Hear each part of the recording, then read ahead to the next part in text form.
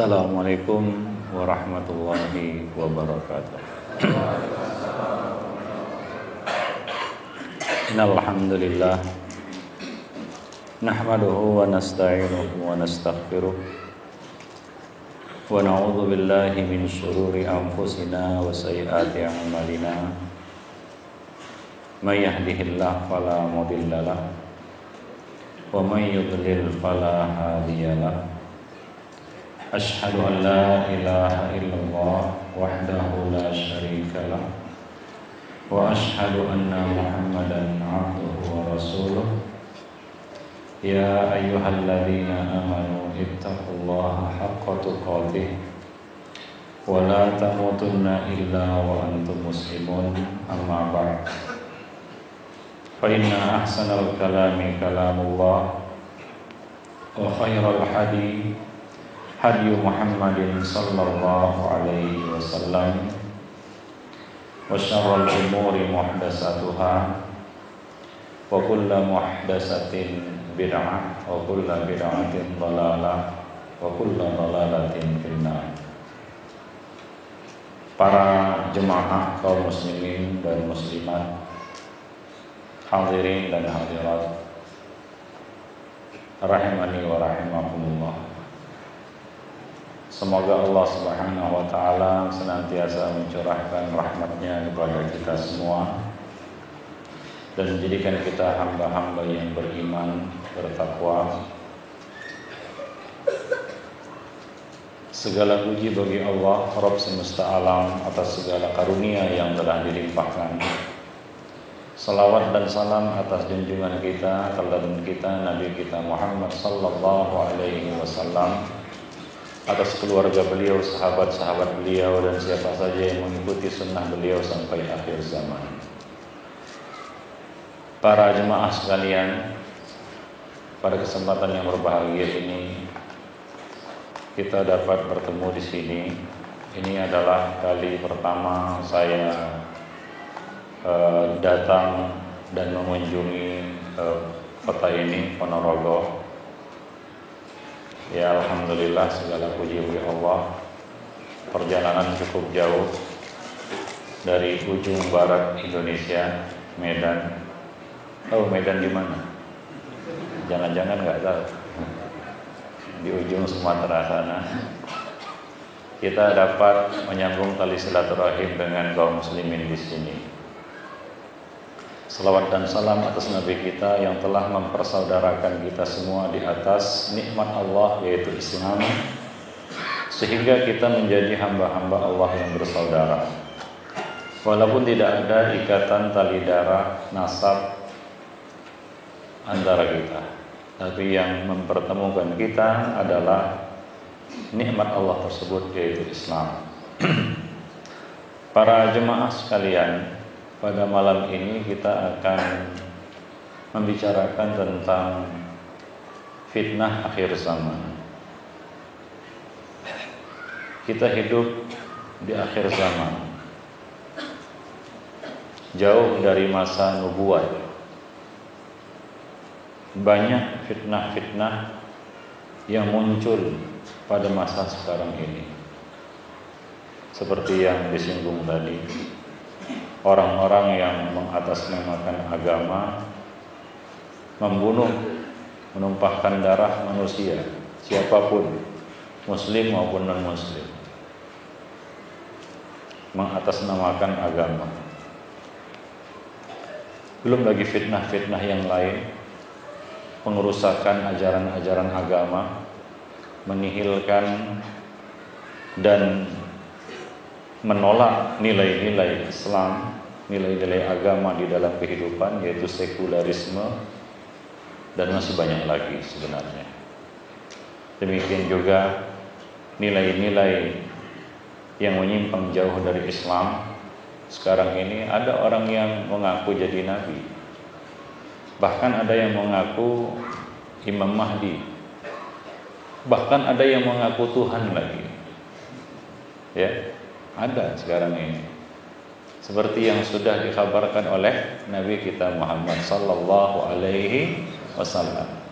Dan itu sudah kita dengar, kita lihat, kita saksikan.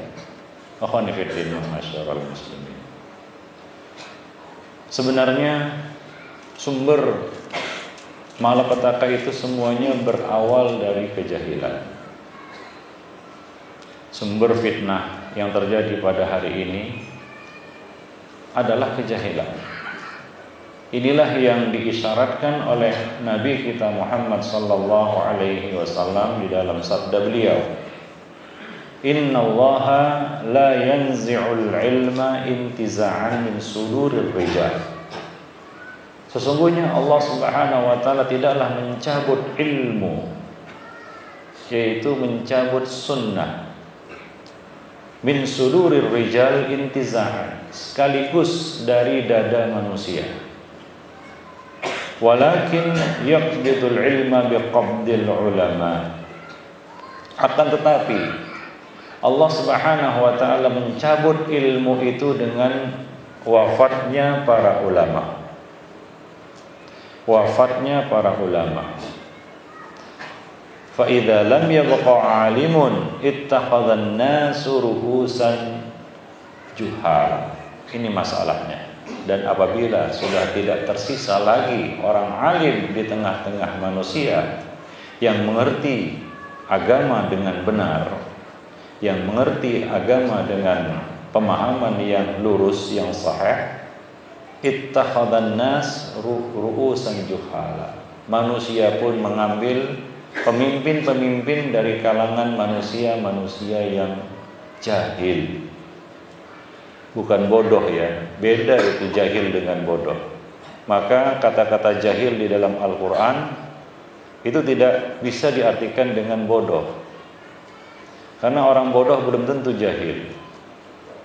Tapi orang jahil sudah pasti bodoh. Orang-orang yang merusak agama pada hari ini, kalau kita lihat gelarnya, gelar akademisnya luar biasa. S1, S2, S3, S4. Tapi kerjanya merusak agama, membolak-balikkan agama, menghalalkan yang haram, mengharamkan yang halal, merusak dan meruntuhkan nilai-nilai agama yang sudah dimaklumi di dalam agama secara darurat. Artinya kaum muslimin dari zaman ke zaman sudah mengenalinya, namun dirubuhkan oleh orang-orang ini. Manusia akan mengambil, mengikuti pemimpin-pemimpin orang-orang yang juhal, yang jahil. Fasu'ilu fa'aftau bighairi ilmin. Lalu mereka ditanya, pemimpin-pemimpin ini, orang-orang ini ditanya, fa'aftau bighairi ilmin. Lalu mereka memberikan fatwa, jawaban tanpa ilmu, dengan kejahilan. Fadallu wa adallu. Maka mereka pun sesat dan menyesatkan. Itulah masalah yang dihadapi oleh manusia pada hari ini, khususnya kaum muslimin. Jauhnya manusia dari ilmu yang benar, jauhnya manusia dari sunnah, jauhnya manusia dari manhaj salaf, manhaj yang telah dilewati, dijalani, dilalui oleh para salafus saleh kita, sahabat, tabi'in, dan para imam-imam. Ya, para imam-imam terdahulu. Akhwani fiddin ma'asyiral muslimin rahimani wa rahimakumullah jami'an. Jauhnya manusia dari ilmu ini menyebabkan malapetaka. Karena memang seperti yang disinggung oleh Ibnul Jauzi di dalam kitab yang berjudul Talbis Iblis,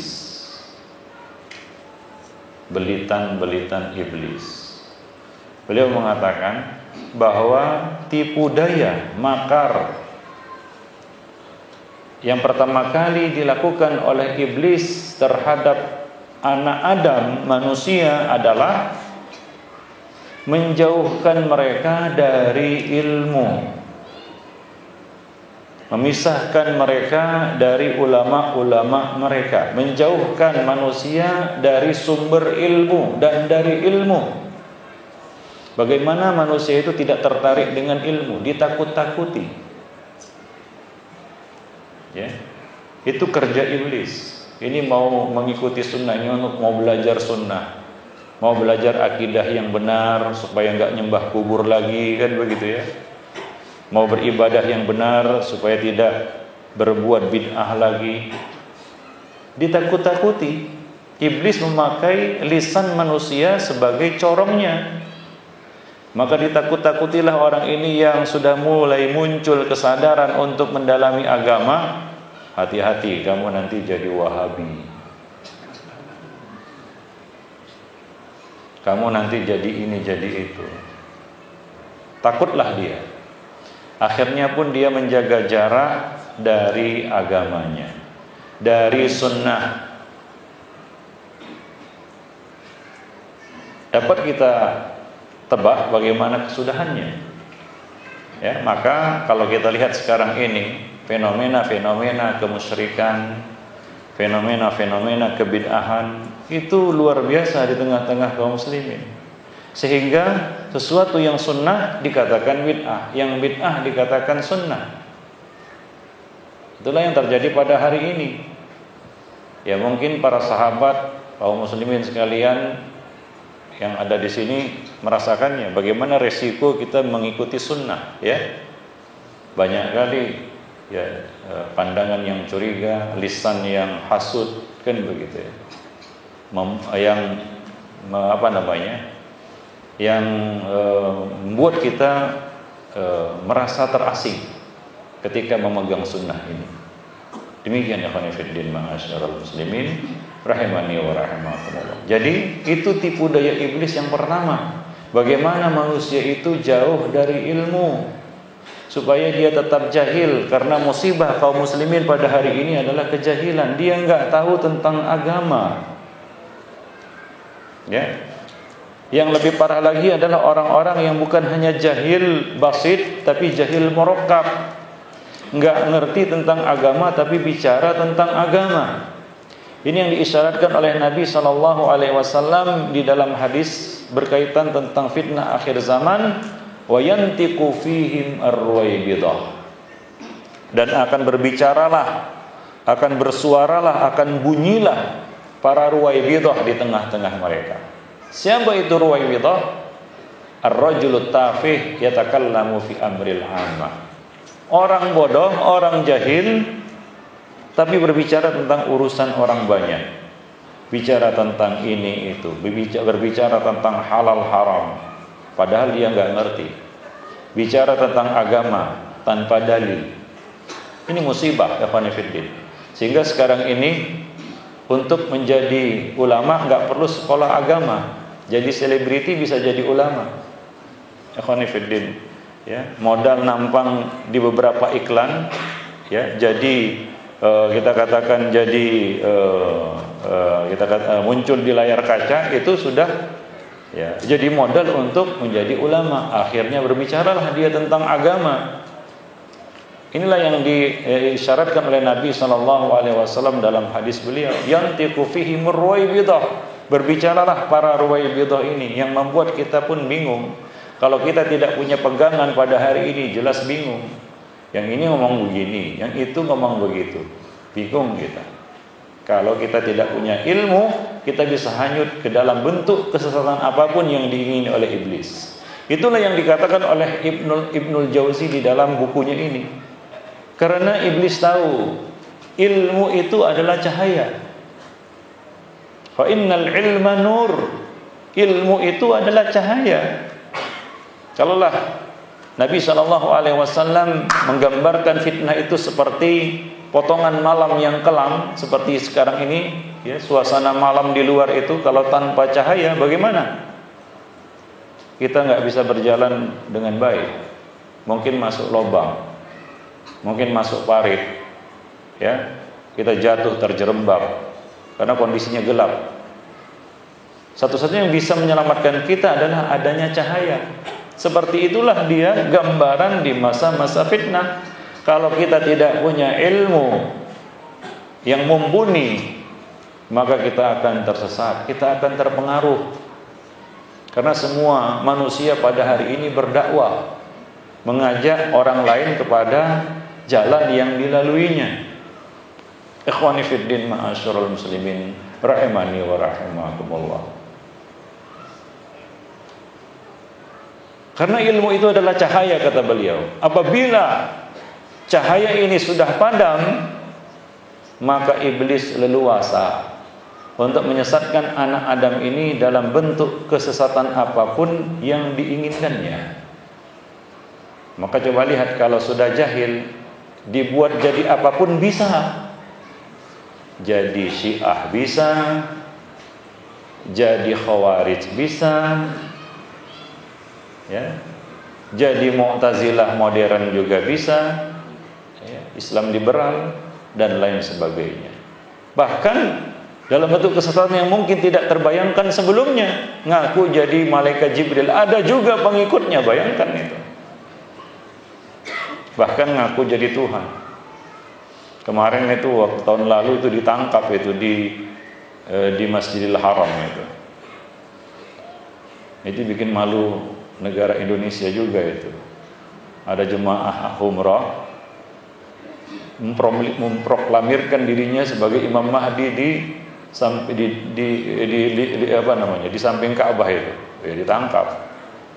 Coba lihat ikhwani fiddin ma'asyiral muslimin rahimani wa rahim. Bagaimana manusia itu kalau sudah jahil? Maka iblis akan leluasa.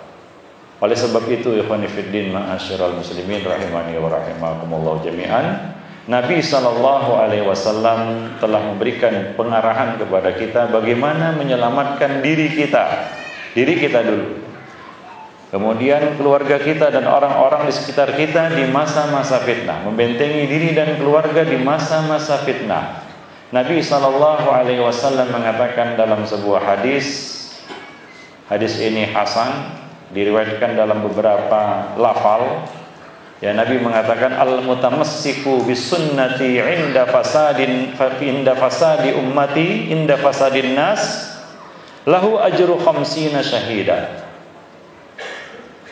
Orang yang berpegang teguh, orang yang memegang teguh sunnahku inda fasadi ummati lahu ajru khamsina syahida. Baginya pahala 50 orang yang mati syahid. Di dalam riwayat lain mi'atus syahid, lahu ajru mi'atus syahid, baginya pahala 100 orang yang mati syahid. Itu pahala keutamaan bagi orang-orang yang memegang teguh sunnah di masa fitnah. Inda fasadi ummati, ketika umatku, kata beliau, rusak. Bukan manusia ya, tapi apa? Ummati, umat beliau, kaum muslimin. Seperti yang kita lihat sekarang ini, ya, yang jatuh dalam dosa dan maksiat itu bukan hanya orang-orang non-muslim, banyak pelaku-pelakunya bahkan muslim. Ini kan bikin malu juga itu, buat pelanggaran, korupsi dan lain sebagainya. Namanya Muhammad, kerjanya korupsi, kan malu itu. Nah, seperti itulah dia gambarannya. Nah, orang-orang yang berpegang teguh dengan sunnah Nabi pada masa-masa seperti itu, mereka mendapatkan keutamaan yang besar. Nabi SAW mengatakan dalam riwayat yang lain dari Abdullah bin Abbas dari Nabi SAW, Nabi mengatakan, inna min waraikum zamani sabrin. Nabi mengatakan, sesungguhnya di hadapan kamu, wara itu artinya di belakang, tapi di sini maksudnya adalah di hadapan kamu. Zamani sabrin, masa-masa yang harus dilewati dengan kesabaran. Ya, seperti masa sekarang ini harus kita lewati dengan kesabaran. Sabar di atas ketaatan, sabar menjauhi maksiat dan dosa, sabar di atas jalan menuntut ilmu, di atas menuntut ilmu. Itu perlu kesabaran. Ya. Jadi modal untuk menghadapi hidup sekarang ini adalah sabar. Coba lihat di jalan raya, kalau nggak sabar-sabar kita, mungkin tiap hari kita kerjanya cuma melaknat, mengutuk saja, kan begitu. Di dalam menghadapi manusia yang jahil, sabar. Karena kita yang berilmu harusnya lebih bisa memaklumi dan memahami orang yang tidak berilmu. Ya, berkomentar negatif, berkomentar buruk tentang kita, menuduh sembarangan, sabar, kan begitu ya. Karena kalau diladeni nanti ya kita akan jahil seperti dirinya. Inilah masa kita mengamalkan firman Allah Subhanahu wa taala, khudil afwa wa'mur bil urfi wa'arid anil jahilin. Inilah masanya kita mengamalkan ayat tersebut. Apa kata Allah Subhanahu wa taala? Khudil afwa, berilah maaf. Ya, maafkanlah. Ya, khususnya pada hari ini banyak orang-orang yang mungkin karena tidak kenal agama, karena kejahilannya suka mendolimi orang lain, menjahili orang lain, mengambil hak orang lain, mengambil hak kita. Ya, minta hutang sama kita nggak bayar-bayar kan gitu ya, ditagih, macam nggak mau tahu, menghindar, sabar kan begitu ya. Kalau kita tidak berlapang dada hari ini, sempit, mungkin kita akan futur, mungkin kita akan curiga terhadap agama kita. Wah, begininya kaum muslimin gitu ya. Khudil afwa, berilah maaf, maafkanlah. Wa'mur bil urfi. Kita katakan sembari kita memberi maaf, ya, jangan lupa ya, wa'mur bil urfi. Suruhlah manusia kepada perkara yang ma'ruf. Artinya apa? Kasih nasihat. Sudah dimaafkan, jangan dibiarkan, ya, bukan untuk membalas dendam, ya, atau yang lainnya, tidak. Tapi apa? Beri nasihat. Setelah memaafkan, kasih nasihat. Coba lihat agungnya ayat ini. Bagaimana pentingnya ayat ini kita amalkan pada hari ini. Memberi maaf. Ya, sebelum orang lain minta maaf, ya sudah maafkanlah.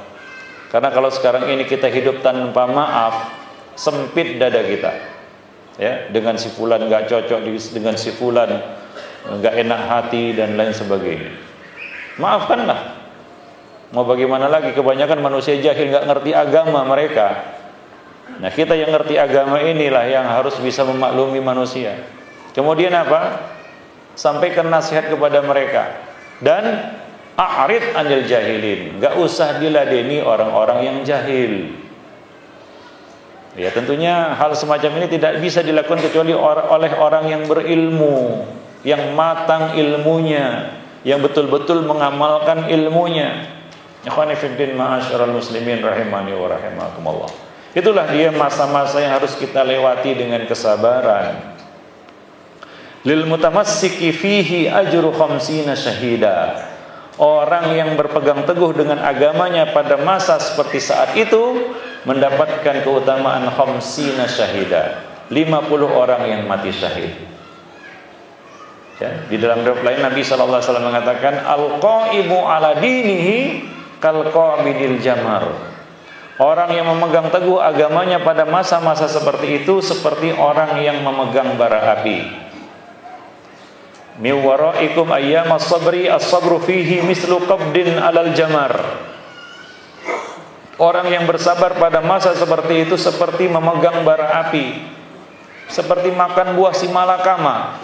Dimakan mati ayah, tidak dimakan mati ibu. Satu pilihan yang sangat sulit. Akhwani fiddin ma'asyiral muslimin. Begitulah susahnya bersabar di akhir zaman. Nah, tentunya sabar ini tidak bisa kita lakukan tanpa ilmu. Ikhwani fiddin ma'asyiral muslimin rahimani wa rahimakumullah jami'an. Demikian pula Nabi sallallahu alaihi wasallam juga telah mengatakan dalam hadis beliau menceritakan bagaimana kondisi kaum muslimin di akhir zaman. Bada al-islamu ghariban wa sayaudu ghariban kama bada afatuba lil ghuraba. Islam itu awalnya asing di tengah-tengah manusia, asing, sesuatu yang aneh. Nabi membawa tauhid, apa kata orang-orang musyrik? Ya, aja'alal alihata ilahan wahidan inna hadza la syai'un ujab. Apakah orang ini menjadikan Tuhan-Tuhan yang banyak menjadi satu Tuhan saja? Sungguh ini adalah suatu perkara yang aneh, kata mereka. Ya, ajaran tauhid dianggap aneh. Seperti sekarang ini kalau kita mengajak manusia kepada tauhid, mencegah mereka dari perbuatan-perbuatan syirik, ya, melarang bertawasul kepada orang yang sudah mati, meminta ke kuburan, percaya kepada takhayul, ngalah berkah kepada benda-benda mati, minta bantuan kepada jin-jin. Kalaulah ya kita larang manusia dari perkara-perkara semacam itu, apa kata manusia sekarang ini? Jujur saja. Apa jawabannya? Apa kata manusia? Wahabi. Gak usah disembunyikan. Ya memang seperti itu, di mana-mana itu. Ya kalau isu itu kita angkat, itu langsung itu dikatakan ini Wahabi. Ya begitulah. Jadi kita harus sabar. Ya, berdakwah ini juga nggak bisa dengan kemarahan. Berdakwah ini juga nggak bisa dengan apa? Dengan hawa nafsu. Ya, dengan apa? Dengan hikmah dan pengajaran yang baik. Apalagi pada masa-masa di mana ahlul haq itu lemah dan sedikit. Orang yang berilmu itu sedikit. Orang yang memegang sunnah itu sedikit. Maka kita juga harus tahu diri. Ya, bagaimana kita bisa menjadi tabib bagi orang-orang yang sakit di sekitar kita. Menyembuhkan mereka, bukan membuat penyakit mereka bertambah parah. Ikhwani fiddin ma'asyiral muslimin rahimani wa rahimakumullah jami'an.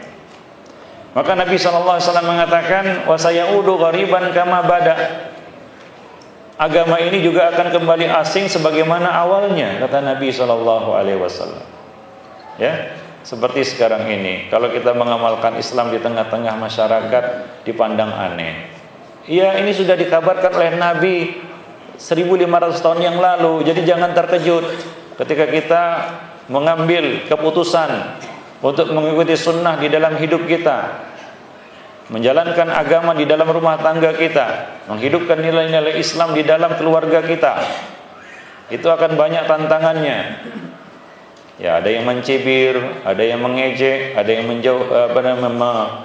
menjauhkan diri dari kita dan lain sebagainya, bahkan memutuskan hubungan. Itu adalah resiko yang harus kita terima, dan memang seperti itu. Manusia akan menganggap kita aneh.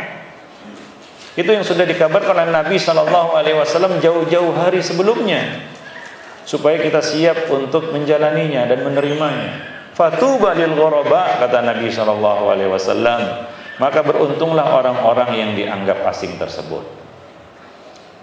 Berbicara tentang asing dan aneh, itu ada dua macam. Ada asing dan aneh secara bahasa. Kalau antum mau menjadi orang yang asing dan aneh secara bahasa, mudah. Buat aja yang aneh-aneh. Ya, buat saja tingkah yang aneh-aneh. Itu pasti menjadi orang asing, orang aneh, ghuraba secara bahasa tadi. Nah, ada ghuraba secara syar'i.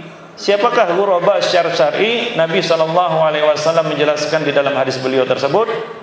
Ya, ketika ditanya oleh para sahabat, qalu, mereka sahabat bertanya, ya Rasulullah, manil ghuraba? Siapakah para ghuraba itu? Para sahabat ini adalah orang-orang Arab. Ketika Nabi mengatakan tuba lil ghuraba, mereka bukanlah enggak paham maksud ghuraba secara bahasa, ya, yaitu orang yang asing. Namun mereka bertanya kepada Nabi, siapa itu orang-orang yang asing? Nabi SAW menjawab, alladzina idza fasadan nas salahu. Yaitu orang-orang yang apabila manusia rusak, mereka tetap menjaga kesolehan diri mereka. Saluhu, yaitu mereka tetap menjaga kesolehan diri mereka, yaitu tidak rusak, ya, bersama manusia-manusia yang rusak. Itu tidak terbawa arus, ikhwani fiddin ma'asyallah. Tidak menjadi orang yang lata. Alhamdulillah, wassalatu wassalamu ala Rasulillah wa ala alihi wa ashabihi wa mawalah wa ba'd. Para akhwah sekalian, para jamaah yang dimuliakan Allah Subhanahu wa taala. Sebelum kita memulai materi kita pada malam ini, saya ingin tanya dulu. Boleh tanya? Antum biasa mengerjakan sholat sunnah rawatib ba'da isya di masjid setelah sholat isya? Sering di rumah. Tadi banyak yang sholat tadi. Termasuk salah satu sunnah yang banyak ditinggalkan oleh kaum muslimin pada hari ini adalah mengerjakan sholat sunnah rawatib di rumah. Nabi SAW secara rutin mengerjakannya di rumah. Ya, kecuali tadi ya, antara maghrib dan isya antum tak berkesempatan pulang ke rumah karena mengikuti talim ya itu kan terpaksa. Tapi kalau ada kelapangan, antum dapat menghidupkan sunnah ini di saat kaum muslimin meninggalkannya, ya, karena ada keutamaan yang besar yang menghidupkan sunnah di saat manusia meninggalkannya. Mudah-mudahan antum diberi kekuatan untuk menghidupkan sunnah tersebut. Ya, karena memang untuk menghidupkan sunnah ini agak malas. Banyak kali alasannya nanti kalau sampai di rumah nggak sempat sholat sunnah, memang nggak diniatkan. Nanti takut terluput. Ya memang kalau tidak direncanakan tidak terjadi. Ya maka coba ya niatkan untuk menghidupkan kembali sunnah yang sudah dilupakan, ditinggalkan oleh kaum muslimin. Ya apalagi kita ahlus sunnah salafiyun kan begitu ya, yang terdepan di dalam menghidupkan sunnah Rasulullah Sallallahu Alaihi Wasallam. Maka pemandangan di Masjid Nabawi itu gak seperti tadi. Mereka biasanya habis sholat isya, mereka pulang ke rumah untuk mengerjakan sholat-sholat sunnah di rumah. Karena sebaik-baik sholat adalah sholat di rumah kamu. Kecuali kata Nabi apa? Illal maktubah, kecuali sholat fardu. Ini mengisyaratkan bahwa mereka para sahabat itu mengerjakan sholat-sholat sunat rawatib itu kebanyakannya di rumah, bukan di masjid. Wallahu a'lam bishawab. Baik, ikhwan fillah ma'asyiral muslimin rahimani wa rahimakumullah jami'an. Kita akan melanjutkan pembicaraan kita pada malam ini di dalam sebuah hadis yang diriwayatkan oleh Imam Muslim dan yang lainnya. Imam Ahmad juga meriwayatkannya dari Abu Hurairah radhiyallahu anhu. Nabi sallallahu alaihi wasallam mengatakan, "Badiru bil a'mali fitanan ka qita'il lailil mudlim." Badiru bil amal, segeralah kamu beramal soleh, beribadah, karena ada keutamaannya ibadah di masa fitnah. Nabi sallallahu alaihi wasallam mengatakan, al ibadatu fil harji ya kahijratin ilayya. Orang yang beribadah pada masa-masa harj adalah masa-masa pertumpahan darah, qital ya, baina yaday sa'ah harjun kata Nabi. Menjelang hari kiamat nanti akan banyak terjadi harj. Apa itu harjun? Yaitu qital, pertumpahan darah. Ya, mudahnya manusia menumpahkan darah satu sama lainnya. Maka beribadah pada masa-masa seperti itu kata Nabi dalam riwayat Muslim, kahijratin ilayya, seperti orang yang berhijrah kepadaku. Itu pahalanya. Seperti pahala berhijrah. Walaupun kita bukan kaum muhajirin, ya, karena hijrah itu dulu, tapi kita berkesempatan mendapatkan keutamaannya dengan apa? Dengan menyibukkan diri beribadah di masa-masa fitnah. Akhwani fiddin ma'asyiral muslimin. Nah, Nabi SAW mengatakan badiru bil a'mal, segeralah kamu beramal. Badir artinya bersegera, dari kata fa'ala. Wazannya wazan fa'ala. Ini melibatkan dua pihak. Ada dua pihak yang terlibat. Ya. Fa'il dan maf'ul. Ya. Maka dari itu ya, kata-kata qatala tidak mungkin dilakukan oleh satu orang. Tapi apa? Lebih dari satu pihak, dua pihak yang saling berperang. Ya, nah demikian. Badir artinya bersegeralah kamu, berlomba-lomba. Jangan sampai kalah sama orang lain. Untuk apa? Bil a'mal, untuk beramal saleh. Pada masa apa? Pada masa-masa akhir zaman, masa-masa fitnah. Fitanan, untuk menghadapi fitnah-fitnah yang sifatnya kata Nabi kaqita'il lailil mudlim, seperti potongan malam yang gelap.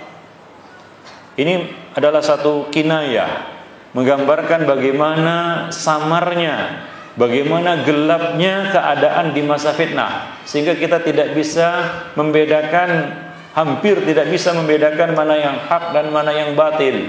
Apalagi kita tidak punya ilmu. Ya, susah membedakan mana yang hak dan mana yang batil, mana yang benar dan mana yang salah. Terlalu banyak di sana syubhat-syubhat. Ya. Orang-orang menjajakan pemikiran mereka, akidah mereka.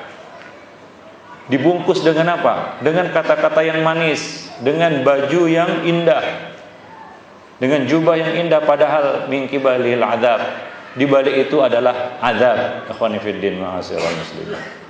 Seperti itu kondisi fitnah itu di akhir zaman. Ka qita'il lailil mudlim, seperti potongan malam yang gelap. Kadang-kadang kita pun nggak tahu mana kawan mana lawan.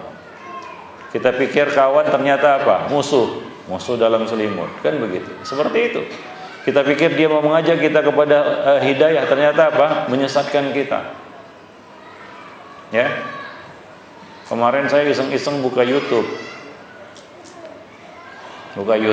lihat ada yang menarik hati saya, itu menarik perhatian saya. Ada judul dibuat situ, ada sebuah video yang dibuat dengan judul Raja Salman Khalifah terakhir umat Islam. Khalifah umat Islam.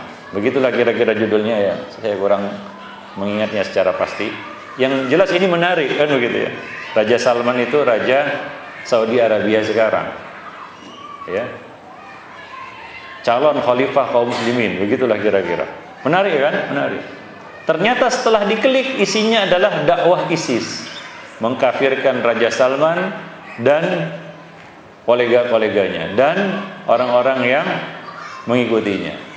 Aparat semua dikafirkan. Ya. Keluarga kerajaan semua dikafirkan. Aparat keamanan di Saudi Arabia semua dikafirkan. Ya, kalau Raja Salman aja kafir, gimana kita, kan gitu. Semua kafir. Ya. Ternyata isinya apa? Dakwah ISIS. Secara halus ditanamkan. Dia tidak tulis di situ ISIS, tidak. Dia tidak singgung, dia tidak sebut kalimat ISIS di dalam video itu, tidak. Tapi dengan cara yang halus dia tanamkan akidah sesat itu kepada kaum muslimin, terutama para pemuda kan ya, yang suka dengan hal-hal seperti itu, khilafah, kekuasaan. Ini ada Raja Salman, ternyata Raja Salman dikafirkan di dalam video itu. Coba lihat ikhwani fiddin ma'asyiral muslimin, bagaimana samarnya ya keadaan pada masa-masa fitnah. Kalau kita tidak dibekali dengan ilmu, sudah hanyut kita. Maka dari itu banyak para pemuda itu ya yang akhirnya teracuni dengan pemikiran-pemikiran sesat seperti itu ya, melalui media internet, dikelabui dengan judul-judul yang menipu, kan begitu ya, dengan kata-kata yang seolah-olah itu membangkitkan semangat, tapi ternyata apa? Min qibalihil adzab. Di balik itu ternyata azab, kesesatan. Ikhwani fiddin ma'asyiral muslimin. Ada situs namanya Rahmah, ternyata isinya Syiah. Rahmah kan kasih sayang, kan begitu ya. Ternyata isinya apa? Mencaci maki sahabat, mengkafirkan Abu Bakar As-Siddiq, Umar dan para sahabat yang lainnya. Kaqita'il lailil mudlim, seperti potongan malam yang gelap. Yusbihur rajulu mu'minan wa yumsi kafira, wa yumsi mu'minan wa yusbihu kafira. Seseorang mendapati waktu pagi dalam keadaan beriman, sorenya sudah kafir. Sore dia beriman, paginya sudah kafir. Apa maksudnya ini? Maksudnya adalah begitu cepatnya manusia berubah di masa-masa fitnah. Gak perlu nunggu lama, gak pakai lama. GPL, gak pakai lama. Pagi, sore saja waktunya. Pagi dia berada di atas hidayah, di atas sunnah. Sorenya mungkin dia sudah menjadi Syiah. Sudah dia lepas sunnah itu. Paginya, sorenya dia orang taat. Mungkin paginya dia sudah menjadi bandit, jadi bandar narkoba. Ikhwani fiddin ma'asyiral muslimin. Begitu cepatnya manusia itu berubah keadaannya di masa-masa fitnah. Belum lagi kita katakan fitnah dunia yang membuat mata kita gelap. Banyak manusia-manusia yang akhirnya kehidupannya berubah karena fitnah dunia, fitnah jabatan dan lain sebagainya.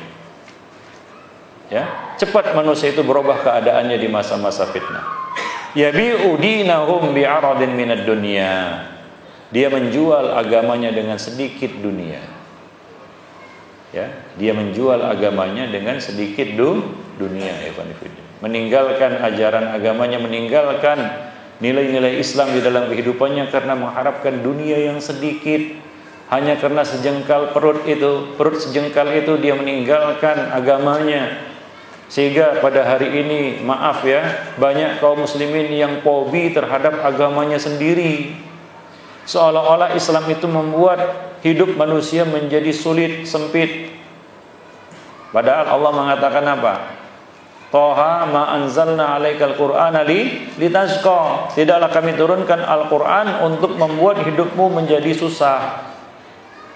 Jadi Islam itu diturunkan Allah kepada manusia bukan untuk membuat hidup manusia menjadi susah. Asalkan Islam itu dilakukan, diamalkan dengan benar, dengan ilmu yang benar. Islam itu adalah anugerah rahmat bagi sekalian alam. Bagaimana apabila diamalkan sesuai dengan sunnah? Tapi kalau tidak diamalkan sesuai dengan sunnah, itulah yang terjadi, seolah-olah seakan-akan menjadi azab atas manusia. Ikhwani fiddin ma'asyiral muslimin, antum mungkin belum pernah melihat secara langsung orang-orang Syiah yang memukul-mukul badannya sampai berdarah-darah. Pernah lihat?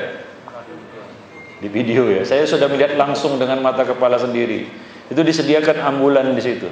Ya mendingan debus kan gitu ya. Pukul-pukul pakai pisau nggak berdarah. Ini pukul-pukul berdarah, koyak-koyak badannya. Ya. Saya menyaksikan langsung dengan mata kepala sendiri. Apa yang langsung dapat kita simpulkan dari pemandangan seperti itu? Seandainya ada orang non-muslim melihat pemandangan seperti itu, nggak jadi dia masuk Islam. Ini Islam ngeri kali, gitu. Sadis, ngeri, ya, koyak-koyak badannya. Itu ambulan sudah di belakang itu mengiringi, gitu. Kan ngeri, serem itu. Ya, orang yang mau masuk Islam bakal batal masuk Islam melihat itu, ya.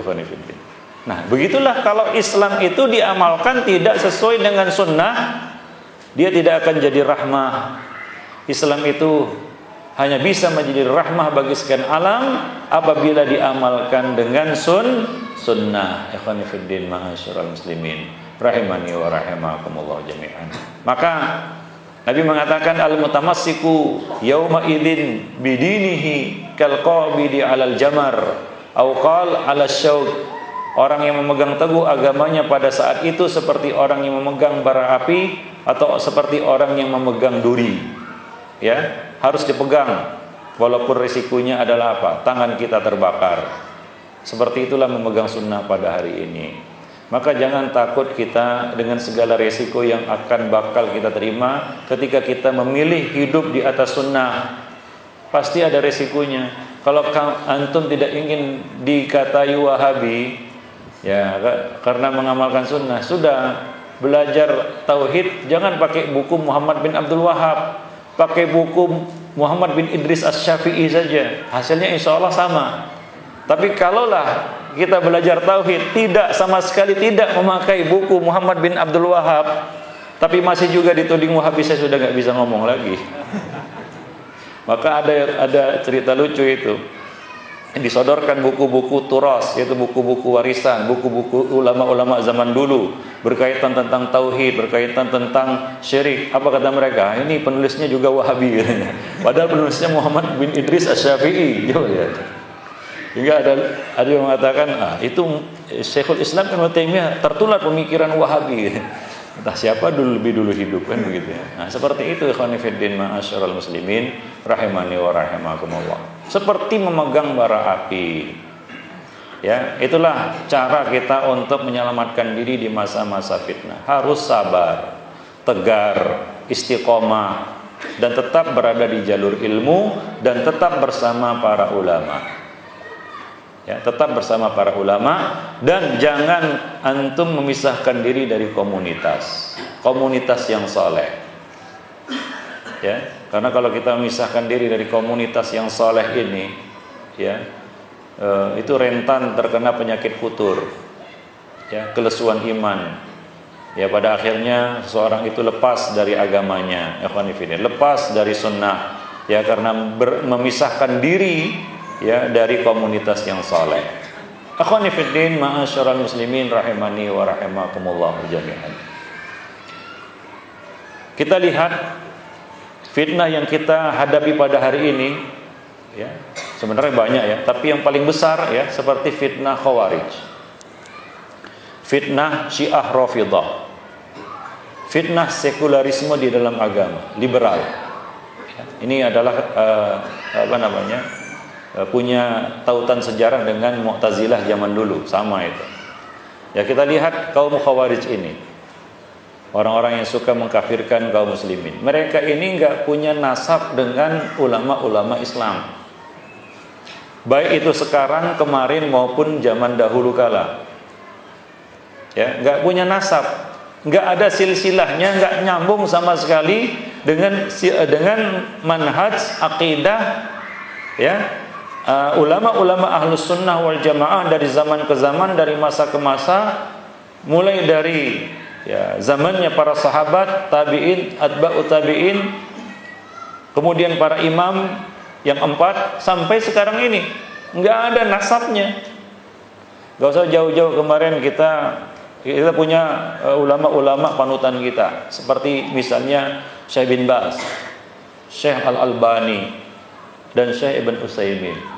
Ini adalah 3 ulama yang sudah diakui oleh kaum muslimin, bahkan non muslim mengakui keilmuan mereka dan kedudukan mereka yang terpandang di tengah-tengah kaum muslimin. Kata-kata mereka yang didengar oleh kaum muslimin, ilmu mereka yang dalam, ilmu mereka yang tinggi. Kita semua sepakat di sini, kan begitu, ya. Coba lihat bagaimana mereka, para ulama ini, berdakwah. Apakah seperti yang digambarkan ataupun yang diperagakan oleh orang-orang, baik itu ISIS sebelumnya, Al-Qaeda sebelumnya, apalagi Jamaah Islamiyah dan lain sebagainya? Ada mereka membuat gerakan-gerakan seperti itu, mengumpulkan pemuda untuk melakukan aksi-aksi ataupun memprovokasi para pemuda untuk melakukan aksi-aksi seperti itu? Nggak ada. Padahal kalaulah mereka mau, itu tinggal ngomong, karena perkataan mereka didengar. Ikhwani fiddin ma'asyiral. Tapi para ulama itu berjalan di atas ilmu, ya, maka mereka tidak milih jalur itu. Apa jalur yang mereka pilih? Tasfiyah dan tarbiyah, dakwah. Ikhwani fiddin ma'asyiral muslimin rahimani wa rahimakumullah jami'an. Sebelumnya juga Syekh Ahmad Syakir misalnya, Syengkiti dan lain sebagainya. Dan sebelumnya para ulama dari masa ke masa, dari zaman ke zaman, tidak ada yang melakukan hal-hal semacam itu dan tidak berdakwah dengan cara seperti itu. Ini menunjukkan bahwa Khawarij dengan segala turunannya itu tidak ada nasabnya, silsilahnya dengan ulama kaum muslimin dari masa ke masa, dari zaman ke zaman. Jadi jelas mereka ini di luar ahlus sunnah wal jamaah, di luar sunnah. Karena banyak yang tertipu dengan penampilan. Ustadz penampilannya sama, istrinya pakai cadar juga, celananya gantung juga, ada juga jenggotnya.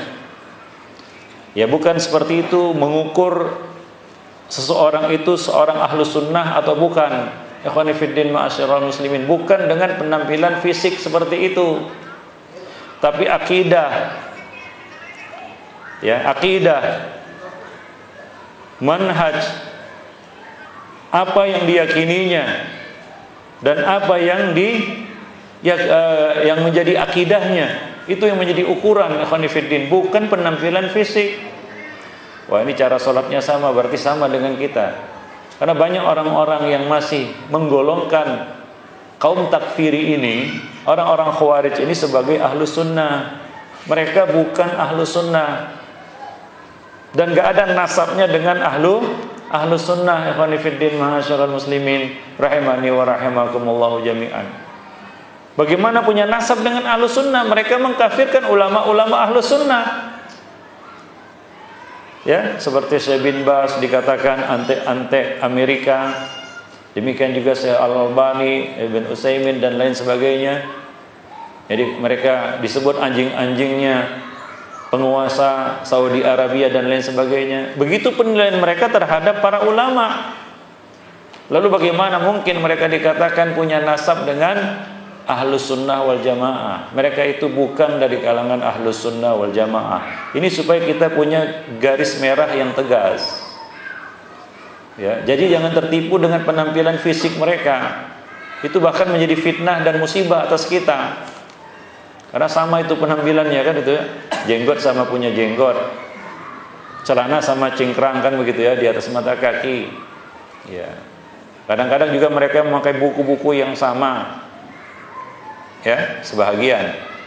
Ya, tapi hasilnya berbeda ikhwan fillah ma'asyiral muslimin. Karena buku tergantung dengan cara apa dia memahami. Jangankan buku-buku ulama, kitabullah, Al-Qur'an kalau dipahami dengan salah melenceng juga hasilnya. Ya, karena sebagian kelompok-kelompok Khawarij ini juga mempelajari buku tauhid karangan Muhammad bin Abdullah. Kemudian dikait-kaitkan antara Wahabi dengan apa? Terorisme. Itu jauh panggang dari api, nggak ada nasabnya itu.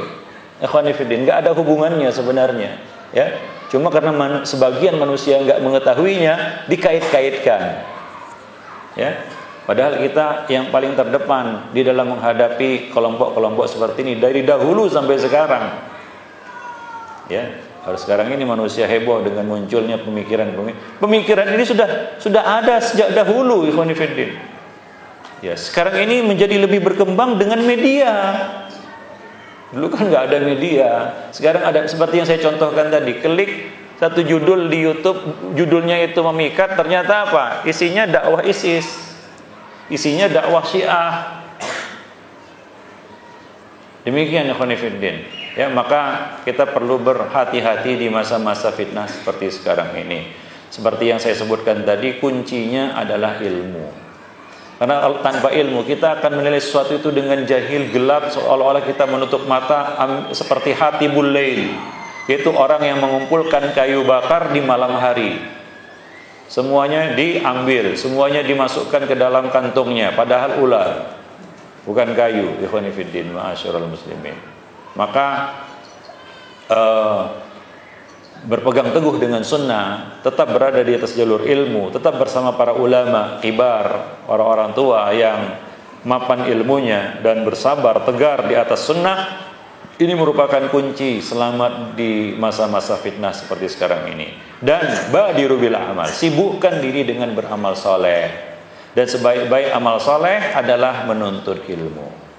Ya, jangan jauh-jauh dari majelis ilmu, jangan jauh-jauh dari orang-orang yang berilmu, para asatis yang dikenal kemapanan manhajnya, ya, para ulama yang dikenal dengan ilmunya, yang menuntun kita kepada arah yang benar. Ya, ikhwani fiddin ma'asyiral muslimin. Perlu kita ketahui bahwa salah satu di antara poin di dalam manhaj salaf adalah Ahlus Sunnah wal Jamaah memiliki dan punya peran yang besar di dalam menjaga stabilitas keamanan. Itu penting, ikhwani fiddin. Karena apa? Kalau kita lihat fitnah yang menimpa negeri-negeri Islam pada hari ini, itu sebabnya adalah terganggunya atau rusaknya, hancurnya stabilitas keamanan di negeri mereka. Dimulai dari situ. Ketika kondisi satu negeri tidak aman, kacau, chaos, apa yang terjadi? Terjadilah pertumpahan darah. Nah, di tempat-tempat seperti inilah subur dan berkembangnya paham-paham aliran-aliran yang sesat. Ya, coba lihat ISIS munculnya di mana? Di negeri-negeri yang kacau, Suriah dan Irak. Coba lihat bagaimana musuh-musuh Islam mengobrak-ngabrik negeri-negeri Islam dengan apa? Mengacaukan stabilitas keamanan mereka. Maka kita berkewajiban, Ahlus Sunnah, Salafiyun, harus menjadi yang terdepan di dalam menjaga stabilitas keamanan di negeri mereka masing-masing. Karena kalau kacau Pak negeri ini, kita nggak bisa ngaji seperti sekarang ini, kita nggak bisa buat pendidikan, ya, kita tidak bisa berdakwah, kita tidak bisa mengamalkan agama kita dengan baik. Coba lihat ketika terjadi kerusuhan di Aljazair, kaum muslimin nggak berani pergi sholat Jumat, bayangkan, karena takut dianggap pro pemerintah, dibunuh. Nggak bisa, nggak berani lagi memelihara jenggot. Padahal sebelumnya, ya, kaum muslimin bebas menjalankan agama mereka, bebas beribadah. Tapi ketika satu negeri itu kacau, apa yang terjadi? Adab di atas adab. Coba lihat kaum muslimin di Suriah pada hari ini. Sedih sebenarnya kita, memilukan. Ya kita membantu, tapi sampai kapan kita bisa bantu? Coba lihat warganya, rakyatnya mengungsi ke negeri-negeri kafir. Nggak tahu nanti bagaimana akidah mereka. Ada yang terpisah dari keluarganya, terpencar-pencar Pak. Ibunya lari ke Yordania, bapaknya ke Turki, anaknya ke Eropa. Bayangkan, terpecah satu keluarga. Negerinya hancur berantakan, bahkan banyak kota-kota yang sudah tidak berpenghuni. Kalau sudah demikian adanya, bagaimana kaum muslimin di sana dapat menata kehidupan mereka, membuat pendidikan yang baik untuk kaum muslimin, untuk anak-anak mereka, berdakwah dan lain sebagainya? Terhenti semua itu, ikhwani fiddin ma'asyiral. Dan apa yang muncul? Gerakan-gerakan seperti ini, kelompok-kelompok separatis seperti ini. Apa yang terjadi? Pertumpahan darah yang tidak ada hentinya, yang tidak ada ujungnya. Siapa yang dapat menghentikan itu? Bahkan virusnya sudah menyebar bukan hanya di negeri yang terjadi kekacauan di sana, negeri-negeri yang damai juga sudah mulai diobrak-abrik, ikhwan fillah. Ya, maka ini jelas tidak ada kaitannya dengan Islam, satu, dan tidak ada kaitannya dengan sunnah. Dan mereka bukan ahlu sunnah, walaupun penampilannya seperti ahlu sunnah. Slogan-slogannya wah, kan begitu ya. Ya, hidup mulia dengan apa? Jihad dan mati syahid dan lain sebagainya. Menyuarakan jihad, kan begitu ya. Jihad belajarnya di YouTube, ya sesat lah. Belajar jihad di YouTube lah, gitu ya. Belajar jihad sama para ulama, bahkan untuk berkaitan perkara-perkara, masalah-masalah yang berkaitan dengan jihad, ya, itu tidak boleh ditanyakan kecuali kepada kalangan khusus di kalangan ulama. Ya, artinya apa? Bukan sembarangan ulama. Ulama yang apa namanya? Yang levelnya lebih tinggi lagi, yang ilmunya lebih dalam lagi, khusus berkaitan dengan masalah-masalah jihad. Karena ini masalah yang berkaitan dengan darah, enggak gampang, enggak mudah. Nah, itu diambil mudah aja sama mereka. Hingga nyawa manusia seperti nyawa nyamuk, bahkan lebih murah lagi, khonifuddin ma'asyiral muslimin. Hancur tatanan kehidupan, khonifuddin ma'asyiral muslimin rahimani wa rahimakumullah. Kita pun terperanjat melihatnya, kan begitu ya. Ada yang dibakar, ada yang digantung, dan tanpa peradilan semua itu. Pokoknya siapa yang mau menjalankan hukum, dia jalankan hukum itu. Kan kacau itu. Lebih kacau daripada hukum rimba itu. Mungkin di rimba sana, di hutan rimba sana masih ada aturan. Tapi di tempat mereka itu, di tempat-tempat mereka berkuasa itu lebih rimba daripada hukum rimba, ya khonifuddin ma'asyiral muslimin rahimani wa rahimakumullah. Nah, ini yang harus kita perhatikan, ya. Bahaya pemikiran-pemikiran sesat seperti ini. Itu satu sisi. Khawarij. Di sisi yang lain kita juga berhadapan dengan fitnah Syiah Rafidhah yang mulai menyebarkan, ya, pemahaman pemikiran mereka di tengah-tengah kaum muslimin dengan cara yang halus. Saat pertama mereka menampilkan dakwah mereka, tidaklah mereka langsung mencaci maki Abu Bakar dan Umar. Tidak. Ya, mereka masuk dari pintu yang lain. Tapi ujung-ujungnya nanti akan dibawa ke situ, ya khonifuddin ma'asyiral muslimin. Nah, orang-orang yang lugu, nggak tahu kan ya, nggak mengerti ya, tipu daya ya orang-orang ini ataupun kelompok ini, ya mereka dengan mudah tertipu, mengikuti. Ya, oh baik juga. Ya, biasanya mereka itu masuk ya dari sejarahnya ya, orang-orang Syiah ini masuk melalui pintu tasawuf, ajaran sufi. Ya, memang seperti itu. Mereka masuk ke buku-buku Islam juga melalui apa? Ya, ajaran-ajaran tasawuf. Ikhwani fiddin ma'asyiral muslimin. Ujung-ujungnya dibawa kepada apa? Kepada ajaran Syiah, Rafidhah. Ya, belum lagi ya fitnah sekularisme. Ya, jaringan Islam liberal yang mengobrak-ngabrik ajaran agama dengan pemikiran dan akal mereka yang dangkal. Ikhwani fiddin ma'asyiral. Ini adalah kepanjang tanganan siapa? Kaum Mu'tazilah dahulu, mengobrak-ngabrik, mengutak-ngatik ya dalil-dalil seenak perut mereka. Ya. Banyak hal-hal yang aneh sebenarnya. Ya, yang meresahkan ya, sudah sampai kepada tahap sudah sampai kepada level meresahkan sebenarnya. Ya. Yang sebenarnya harusnya ditindak itu. Ya, mengatakan bahwa sebenarnya jilbab itu bukan merupakan ajaran agama, itu hanya budaya orang-orang Arab. Ya. Dan khamr itu bukanlah diharamkan karena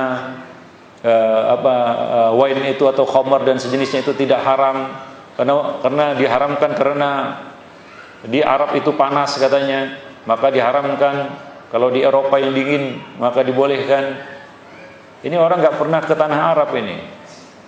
Ya, di Arab itu kalau musim dingin ya dingin juga, tapi tetap diharamkan juga. Ini kan akal-akalan, seolah-olah ya dia dia nggak ngerti bahwasanya di tanah Arab juga ada musim dingin juga, bahkan salju juga turun. Ya, kalau lah khamar itu diharamkan karena di Arab itu panas, ya tentunya ya ikhwani fiddin, ya di Arab juga ada musim dingin. Ya, tentunya tidak diharamkan juga kan? Ada musim dingin juga. Nah, ini sebagai contoh atau beberapa contoh ya banyaknya pemikiran-pemikiran sesat yang berkembang di tengah-tengah kaum muslimin yang mesti kita waspadai. Baik. Apa tindakan kita untuk membentengi diri dan keluarga kita? Allah Subhanahu wa taala mengatakan, ya ayyuhalladzina amanu qu anfusakum wa ahlikum nara. Jagalah dirimu dan keluargamu dari api neraka. Tindakannya dimulai dari keluarga. Itulah dia benteng pertahanan yang paling terdepan di dalam menghempang fitnah-fitnah akhir zaman, yaitu pendidikan di tengah-tengah keluarga. Kalau kita lihat banyak korban-korban aliran-aliran sesat ini, baik yang ya kita katakan yang jadi pelaku bom bunuh diri, yang tersesat mengikuti aliran-aliran sesat seperti akhirnya anaknya ikut mut'ah ala Syiah, itu karena pengawasan di tengah-tengah keluarga yang hilang, yang tidak ada lagi.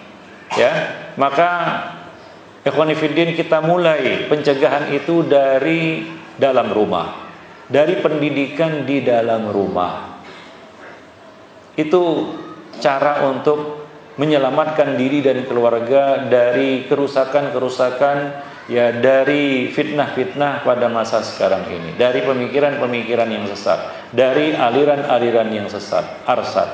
Itu dimulai dari pendidikan di dalam rumah. Jangan kita abaikan pendidikan anak-anak kita. Ya, sebelum mereka kita titipkan ke sekolah. Karena kalau sudah di luar rumah, itu sudah lepas dan di luar kontrol kita. Ingat ikhwani fiddin, kita tidak sendiri mendidik anak-anak kita. Enggak sendiri. Banyak orang-orang lain, banyak tamu tak diundang, banyak pihak-pihak yang tak diundang turut mewarnai pendidikan anak kita. Maka mesti kita awasi. Apalagi tugas orang tua pada hari ini semakin berat. Karena ada media yang namanya internet. Itu sudah susah untuk apa? Untuk dibatasi, untuk dicegah. Ya, kalaupun kita cegah, dia akan cari jalan untuk melakukannya, untuk menikmatinya. Gak bisa dicegah. Gak bisa di rumah, di warnet, kan begitu ya. Ya, atau bersama teman-temannya dan lain sebagainya. Ya, maka perlu pengawasan yang ketat dari para orang tua.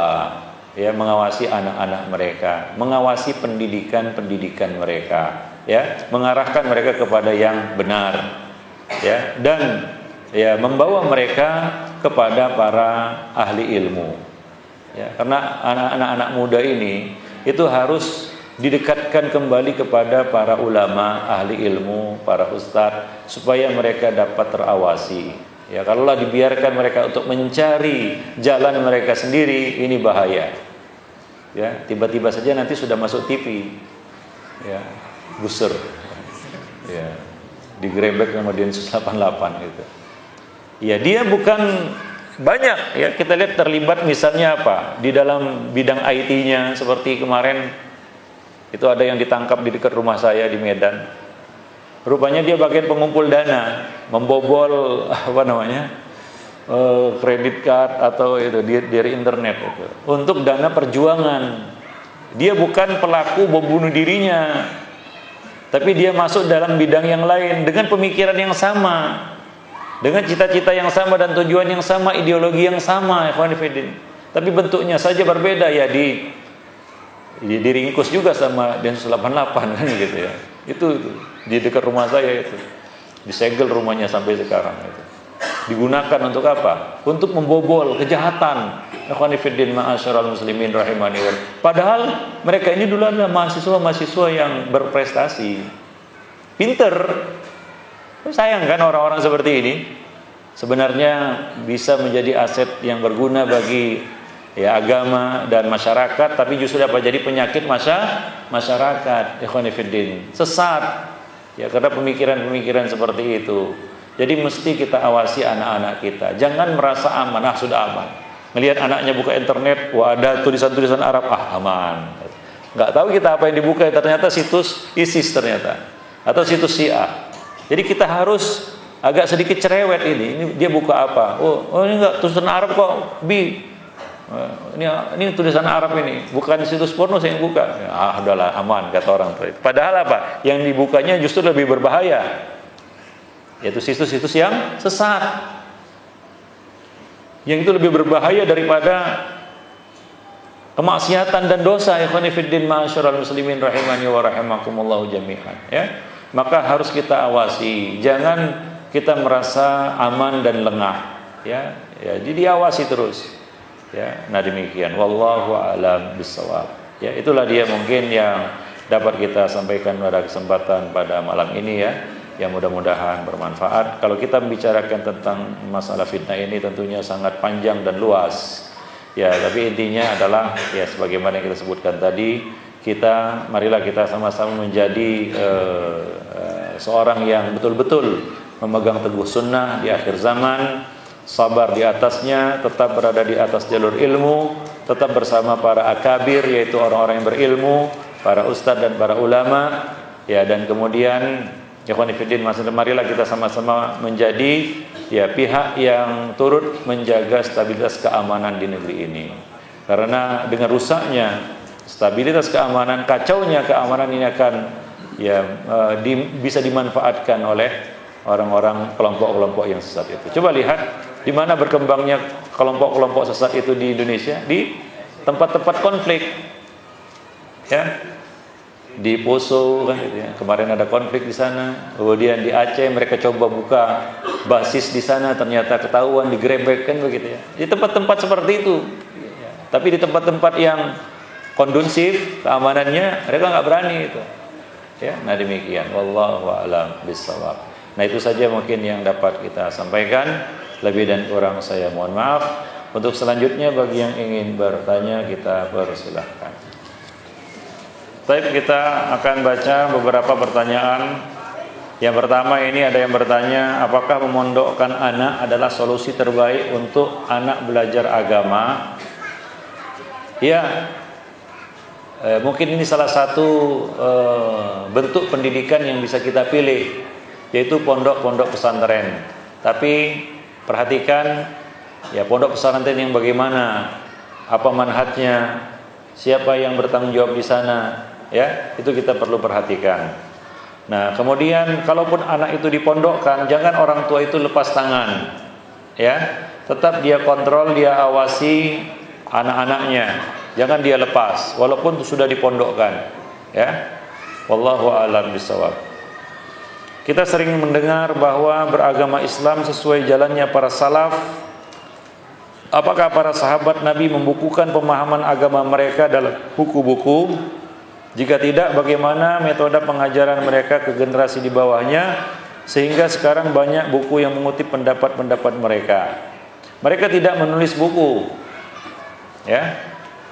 Buku hadis saja mereka tidak tulis. Buku hadis baru ditulis pada masa Umar bin Abdul Aziz, ya, yaitu setelah zamannya para sahabat. Para sahabat tidak membukukan hadis, tapi mereka meriwayatkan hadis. Demikian juga pemahaman ini mereka sampaikan di dalam bentuk riwayat, dicatat, dihafal, kemudian ditulis dalam buku-buku para ulama. Itulah buku-buku akidah, buku-buku usuluddin. Seperti misalnya dalam buku Syarah Ushul I'tiqad Ahlus Sunnah wal Jamaah tulisan Al-Imam Al-Lalikai, Asy-Syari'ah tulisan Al-Ajurri, Al-Ibanatus Sughra dan Kubra tulisan Ibnu Battah, ya.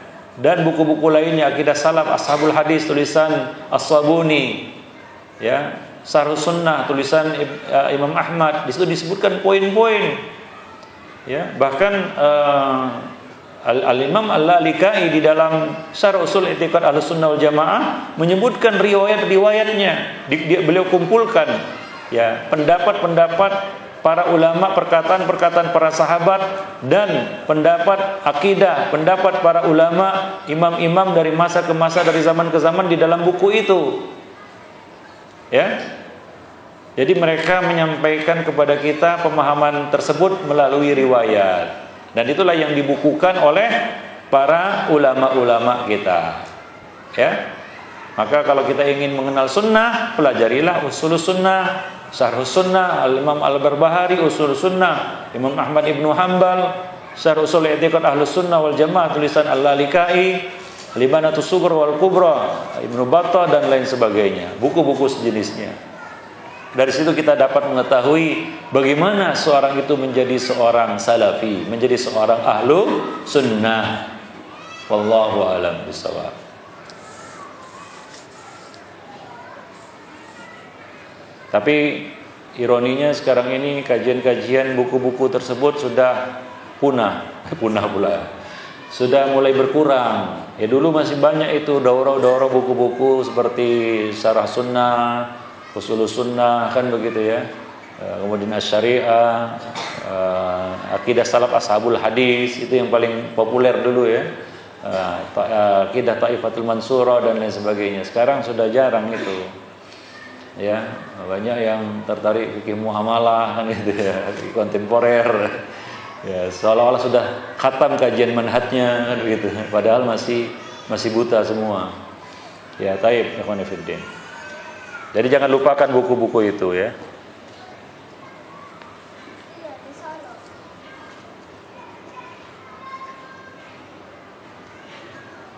Assalamualaikum Ustadz, berita sekarang ada hukuman mati. Apakah itu bisa menjadikan seorang tahu ajalnya? Ya, hukuman mati juga ada dalam Islam. Islam tidak menentang hukuman mati. Hukuman mati itu perlu juga, ya. Bahkan dalam Islam ada qisas, kan begitu ya. Nyawa dibayar nyawa. Kalau hukum Islam itu dijalankan sekarang ini, saya jamin kriminalitas pasti akan turun drastis. Takutlah mencuri potong tangan dan orang puntung tangannya, kan begitu ya. Orang bilang hukum Islam itu barbar, itu propaganda barat. Ya kan fiddin ma'asyaral muslimin. Ya, kalau diterapkan itu langsung ada shock terapi terhadap para pelaku atau calon pelaku. Gak berani lagi orang berbuat sembarangan, menghilangkan nyawa orang lain. Karena ancamannya apa? Mati. Jadi dalam Islam ada hukuman mati, apalagi orang-orang yang menyebarkan kerusakan, al-fasad fil ard, seperti para bandar narkoba. Nah, kalau negara memandang perlu dijalankan hukuman mati, maka itulah yang terbaik. Gak usah ditentang-tentang, gak usah dikontroversikan, kan begitu. Lalu apakah itu bisa menjadikan seorang tahu ajalnya? Ya, ajal tetap menjadi rahasia Allah Subhanahu wa taala, kan begitu ya.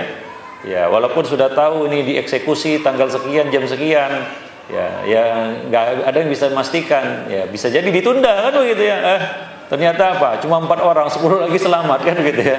Artinya 10 lagi kan merasa sudah jam sekian, ya siapa tahu ajal, kan begitu ya. Nah, wallahu a'lam bishawab. Bagaimana cara memberitahu orang tua yang masih berjualan rokok?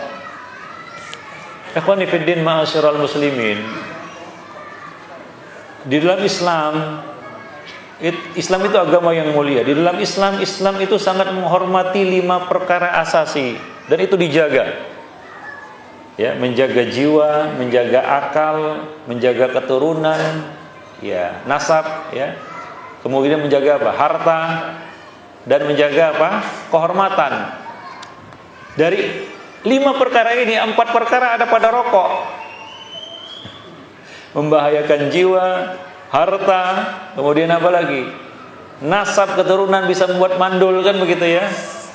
Dan akal, jelas, candu dia. Coba, dari 5 perkara asasi yang dijaga di dalam Islam, rokok itu ada pada 4 perkara itu. Ya, maka sudah pantas dia apa? Diharamkan, nggak ragu lagi. Ada orang mengatakan ada yang berpendapat makruh. Ya, saya tanya, kalau yang berpendapat makruh, bunuh diri makruh atau haram? Haram. Nah, bacalah di sampul rokok itu. Apa tulisannya? Rokok membunuhmu, gitu. Rokok membunuhmu. Ya. Itu yang nulis bukan orang yang anti rokok, yang buat rokok, ikhwan fillah. Ya kan? Ya, bukan orang yang anti rokok, bukan orang yang nggak merokok, bukan. Pabrik rokoknya, produsen rokoknya yang nulis itu. Ya, ingat, ini adalah amanah. Badan kita ini amanah. Jasmani kita ini amanah, nggak boleh kita rusak. Nggak boleh seorang itu mengatakan, ini kan badan-badanku, suka-suka akulah, katanya, kan begitu ya. Siapa bilang badan-badan dia? Itu cuma titipan dari Allah Subhanahu wa taala. Dan itu akan ditanya, wa an jismihi fima ablah. Tidak akan bergeser tapak kakinya pada hari kiamat hingga dia ditanya tentang 4 perkara. Yus'ala an arba'. Salah satunya apa? An jismihi fima ablah. Tentang jasadnya, jasmaninya, badannya, untuk apa dia pakai badannya itu. Kalau dia rusak, dia bertanggung jawab. Dia akan dihisab. La tus'alunna yawma idzin 'anin na'im. An-na'im, semua nikmat, termasuk nikmat badan ini. Ikhwani fiddin ma'asyiral muslimin, saya baru nulis buku judulnya Ayat-ayat Allah pada Tubuh Manusia. Ya. Salah satu bahaya rokok ini adalah rokok itu dapat merusak saluran pernafasan kita. Ya, karena ternyata bulu-bulu ini, bulu hidung itu ada fungsinya untuk menyaring udara yang masuk ke paru-paru. Dan saringan udara yang ada yang bernama bulu hidung ini bisa rusak dengan rokok. Dengan asap rokok, mati dia saringannya itu. Sehingga akan membahayakan paru-paru seseorang, rentan terkena TBC dan penyakit paru-paru lainnya. Itu sudah terbukti. Ya, maka ini saluran udara, bukan cerobong asap. Jangan pakai jadi cerobong asap, kan begitu ya. Nah, jadi sudah hakul yakin bahwa rokok itu haram. Maka kita tidak boleh membantu peredarannya. Ya, nah demikian. Jangan berjualan rokok. Nah, demikian.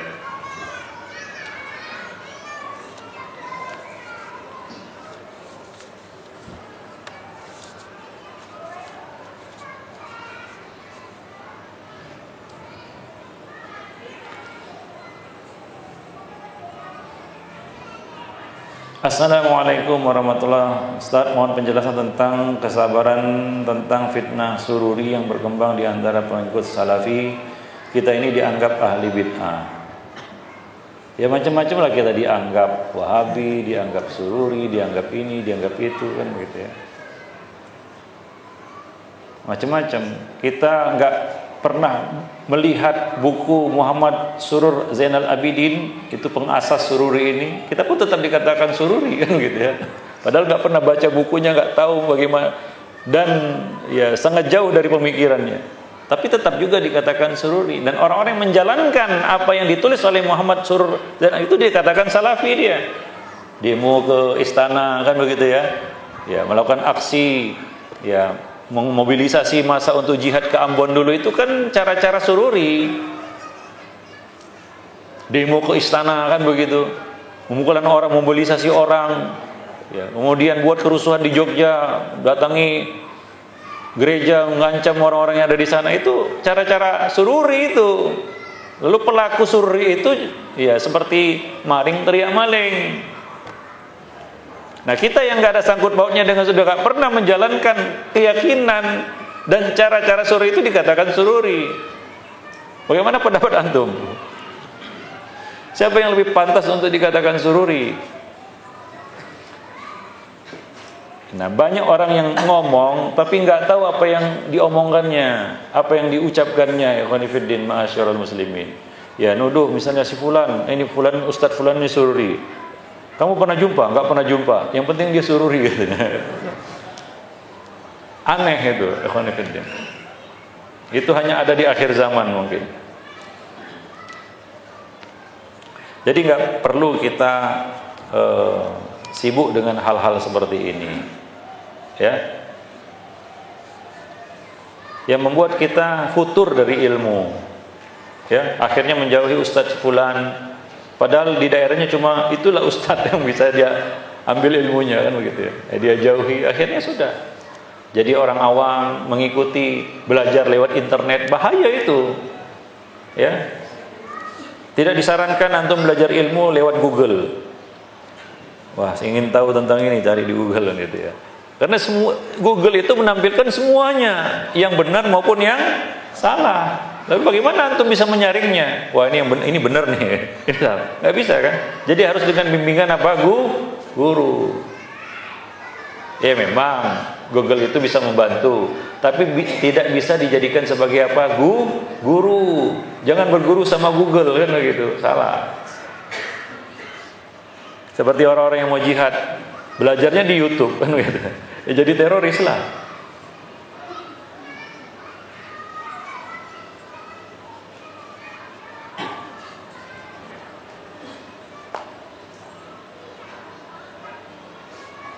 Di tempat kerja saya ada seseorang mengamalkan tasawuf. Dia memang terlihat baik dengan saya, tapi terkadang dia menyindir saya soal sunnah yang saya kerjakan.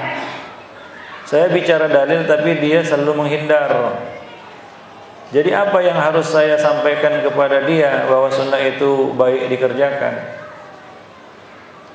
Ya sampaikan saja sunnah itu, sampaikan nasihat dan tidak perlu memaksa.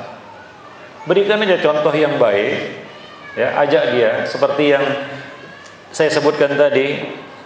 Zaman sekarang ini saatnya kita betul-betul mengamalkan firman Allah Subhanahu wa taala, khudil afwa wa'mur bil urfi wa'rid anil jahilin. Beri maaf.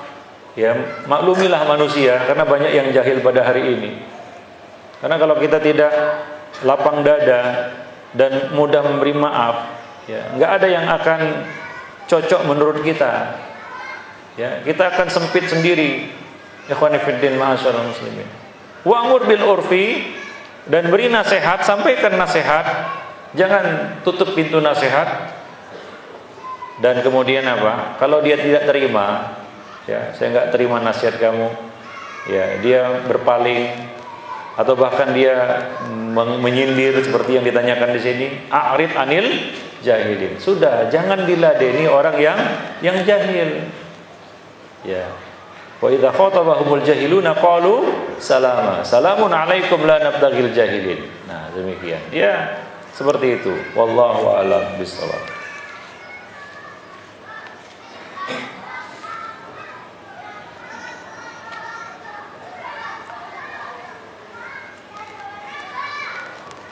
Mau nanya bagaimana hukum ikut organisasi Islam? Kenapa hukumnya mendirikan organisasi? Yang jadi pertanyaan adalah apa dasar organisasi itu? Tujuannya apa? Bergerak di bidang apa? Kan begitu ya? Ya, ada di sana organisasi sosial untuk membantu manusia. Ada organisasi khusus untuk membantu kaum muslimin yang tertindas. Ya silakan. Ya, tapi organisasi-organisasi yang menyimpang atau apalagi organisasi terlarang ini jangan diikuti walaupun atas nama Islam. Ya. Lu apa hukumnya mendirikan organisasi? Boleh saja. Yang jadi permasalahan di sini adalah apa dasarnya? Apa tujuan kita mendirikan organisasi itu? Kalau misalnya kita mendirikan organisasi yang sifatnya sosial untuk membantu anak-anak jalanan supaya sekolah misalnya, boleh nggak? Boleh kan? Nah, jadi tujuannya apa? Latar belakangnya apa? Dasarnya apa? Ya, wallahu a'lam bishawab.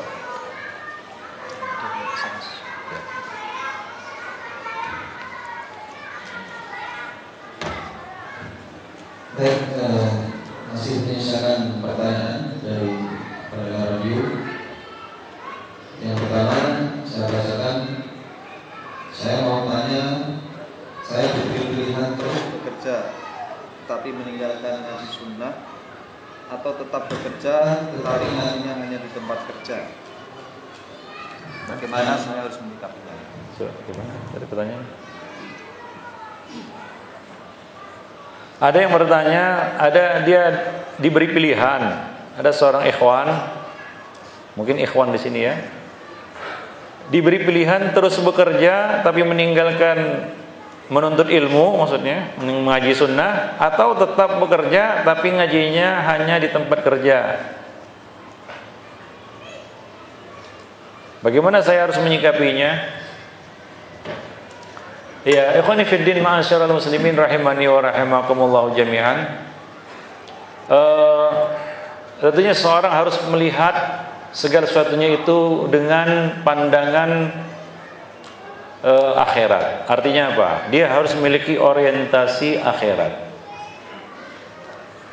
Karena orang yang punya orientasi akhirat ini, yaitu yang menjadi barometernya adalah akhiratnya, maka apa kata Nabi? Jama'allahu lahu syamlahu. Allah akan mengumpulkan kekuatannya. Ya, itu satu. Wa ja'alal ghina fi qalbihi. Allah jadikan kekayaan pada hatinya. Dia menjadi orang yang kaya hati.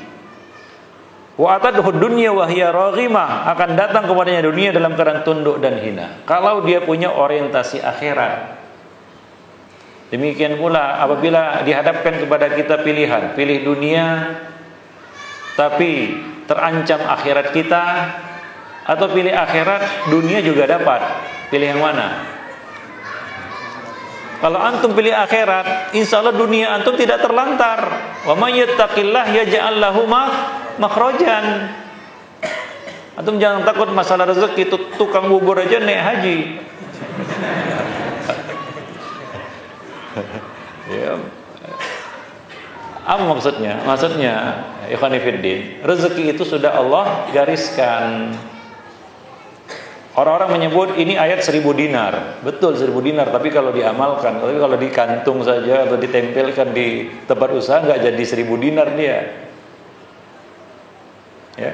Wa may yattaqillah yaj'al lahu makhrajan. Barang siapa bertakwa kepada Allah, Allah akan jadikan baginya jalan keluar dari masalahnya. Wa yarzuqhu min haitsu la yahtasib. Dan akan memberikan rezeki kepadanya dari arah yang tidak disangka-sangkanya. Jadi jangan takut masalah rezeki. Ya, enggak ada dalam sejarahnya Allah menelantarkan orang-orang yang soleh. Kalau antum taat beragama, ya coba baca lihat sejarah yang tertulis maupun yang tidak tertulis orang-orang yang soleh. Adakah Allah hinakan mereka? Nggak ada ya khonifidin. Jadi jangan takut, asalkan antum berada di atas apa? di atas agama, di atas nilai-nilai agama, di atas syariat. Ya, orientasi antum akhirat. Insyaallah Allah akan membantu. Akhwani fiddin, ma'asyiral muslimin rahimani wa rahimah. Karena Nabi mengatakan man taraka syai'an lillah awadahu Allah bima huwa khairan minhu. Barang siapa yang meninggalkan sesuatu karena Allah, ya, maka Allah akan ganti untuknya dengan sesuatu yang lebih baik. Boleh jadi ini saya nggak bisa ngaji gara-gara ini ya, saya tinggalkan dulu lah. Saya pilih dagang karena waktu saya bisa jadi lapang, saya bisa menuntut ilmu, saya bisa memperbaiki keluarga, saya bisa ini dan lain sebagainya. Ini keuntungannya. Walaupun secara finansial, ya, pendapatannya tidak seperti dulu. Ini dengan catatan pekerjaannya itu mubah. Kalau pekerjaannya sebelumnya haram, jelas dia harus tinggalkan. Nggak ada pilihan, nantilah dulu, nggak bisa. Ya, kerja di bank ribawi,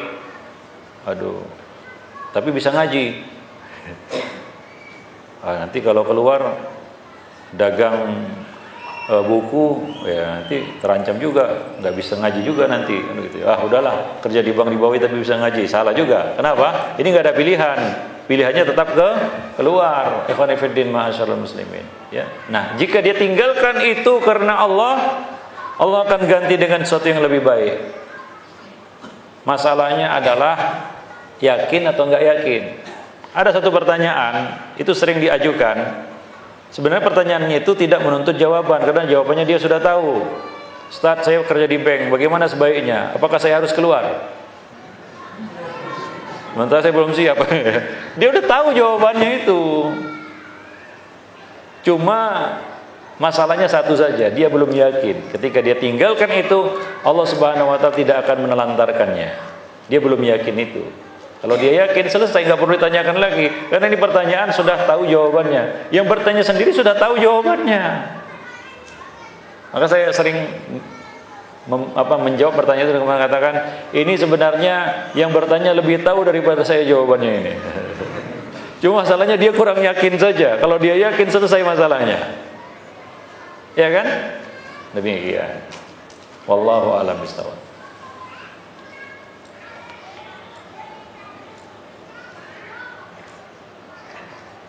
Ada yang bertanya, saat kita dihina dan dicaci maki, kita harus sabar. Apa saat kita disakiti seperti dipukul juga harus sabar? Ada juga istilah sabar itu ada batasnya. Gimana menurut Ustaz istilah ini? Sabar itu nggak ada batasnya. Karena kalau sabar ada batasnya bahaya. Artinya kita sudah lepas dari kesabaran. Orang yang lepas dari kesabaran ini ngeri, ikhwan fillah. Karena yang bermain di situ adalah hawa nafsu. Tindakannya, kata-katanya nanti di luar kontrol dan kendali, bahaya itu. Maka kita nggak boleh lepas kesabaran. Jadi kesabaran itu tidak ada batasnya. Yang benar adalah kita berpindah dari satu kesabaran kepada kesabaran yang lain. Ya, sabar menjalankan ketaatan, dapat ujian, sabar di dalam menerima takdir, kan begitu ya.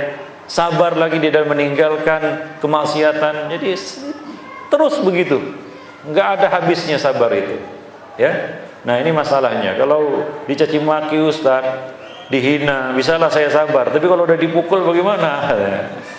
Masa harus dipukul pipi kiri dikasih pipi kanan? Bagaimana ini Ustaz kalau saya dipukul? Apakah saya boleh membalas? Ya, ayat mengatakan, "Walaman sabara wa ghafara fa dzalika min azmil umur." Jika dia sabar dan memaafkan, maka itu termasuk perkara yang utama, perkara yang ditekankan, perkara yang dianjurkan.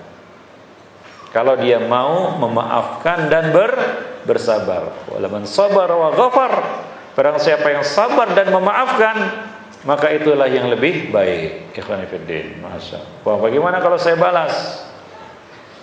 Kalau kita membalas, ada dua kemungkinan. Pertama, balasan kita itu setimpal dengan kejahatan yang kita terima, impas. Tapi kalau ternyata lebih,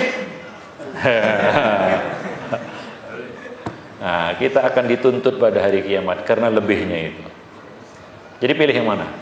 Nah, ya kalau antum mau apa ya sudah, kita kan di negeri hukum. Kalau antum dipukul lapor saja, ya. Apa pengaduannya? Ya apa? Zaliman kan begitu ya. Kejahatan, dipukul saya, lapor aja, selesai masalahnya. Ya seperti kejadian yang itu yang tadi diceritakan sama Pak Wakapolres tadi. Ya kalau ada orang yang menghina agama kita, ya nggak usah bertindak main hakim sendiri, wah dia amuk gitu ya. Laporkan aja kepada pihak yang berwajib. Ini kan SARA, supaya pelakunya bisa ditindak kan begitu. Nah, nggak usah ngamuk kan gitu ya. Ini dibakar ya, hingga nanti tindakan kita itu justru lebih jahat daripada kejahatan dilakukan oleh penjahat itu. Ya, maka laporkan, selesai urusannya, biar pihak yang berwajib ya yang menanganinya. Ya, nah jadi fitnahnya pun tidak sampai meluas kan begitu. Nah kadang-kadang orang itu ya bertindak itu karena ya diprovokasi oleh orang-orang yang jahil tadi, ya kan, akhirnya terjadilah main hakim sendiri dan lain sebagainya. Wallahu a'lam bishawab. Ya. Bagaimana hukum dunia maya semacam FB? Apakah itu termasuk fitnah akhir zaman? Ya terus terang saya nggak main FB lagi. Dulu main juga, tapi berhenti. Karena ternyata ya juga banyak mudaratnya juga. Saya tidak mengharamkan, tapi lebih baik antum membatasi diri. Kalau merasa tidak perlu, ya tinggalkan. Di sana ada orang yang perlu misalnya untuk jualan kan gitu ya. Ya mungkin sebatas itu saja. Ya, jangan berlebihan, karena itu akan menyita waktu antum. Termasuk juga WA, BBM, Twitter dan sejenisnya. Kita tidak mengharamkannya, tapi kalau itu dapat mengalihkan kita dari perkara yang utama kepada perkara yang tidak utama, bahkan perkara yang makruh, maka itu lebih baik segera ditinggalkan. Ya, jangan sibukkan diri dengan hal-hal semacam itu. Rugi kita, ya, rugi waktu, rugi pulsa, kan begitu ya. Belum lagi kadang-kadang gara-gara itu kita terjerumus kepada penyebaran fitnah, penyebaran provokasi dan lain sebagainya. Ya, dan ya banyak keburukan dan kemudaratannya, ya. Maka kalau tidak perlu ya nggak usahlah bersentuhan dengan hal itu, ya. Nah, kadang-kadang diretas orang FB kita, dimasukkanlah gambar-gambar porno di situ, padahal kita nggak pernah tahu menau. Tiba-tiba ada yang wah itu FB kamu penuh dengan itu, padahal kita nggak tahu menau. Itulah buruknya. Masuk dia, bisa diretas dan lain sebagainya.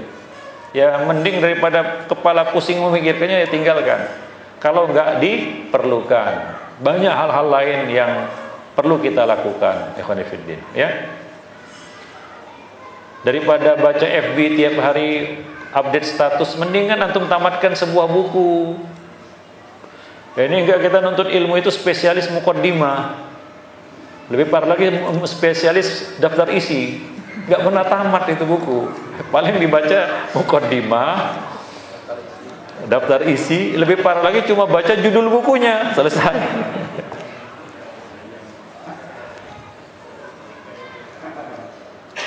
Ya, maka ikhwan fillah, banyak hal-hal sekarang ini juga merupakan ujian kita juga, fitnah kita juga ini, ya. Kita tertarik untuk itu, ya, sementara itu bisa menghabiskan waktu kita. Hingga ya kalau seorang penuntut ilmu misalnya, habislah waktunya tanpa apa? Tanpa sedikit ilmu yang bisa dia dapatkan dari situ. Tidak sedikit pun ilmu yang bisa dia peroleh dari situ. Ya. Wallahu a'lam. Lebih bagus dia tadabburi sebuah ayat, ya, dia dalami sebuah hadis untuk mengeluarkan banyak faedah dari situ, kan begitu ya. Daripada tiap hari nongkrongi FB dan sejenisnya. Wallahu a'lam bishawab. Kadang-kadang ikhwan fillah, informasi-informasi itu juga buat kita bingung, pusing, ya, dan kadang-kadang membuat kita apa namanya ya, mau muntah istilahnya apa namanya. Nyesek begitu. Itu kan tiap hari datang informasi ini, informasi itu. Ada yang penting, ada yang nggak penting, ya. Kadang-kadang ada yang juga membawa mudarat bagi kita.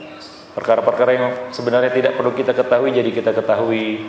Disebarkan rahasia orang, disebarkan ini dan itu. Kadang-kadang yang buruknya lagi, FB ini, WA dan sejenisnya dijadikan alat untuk menyebarkan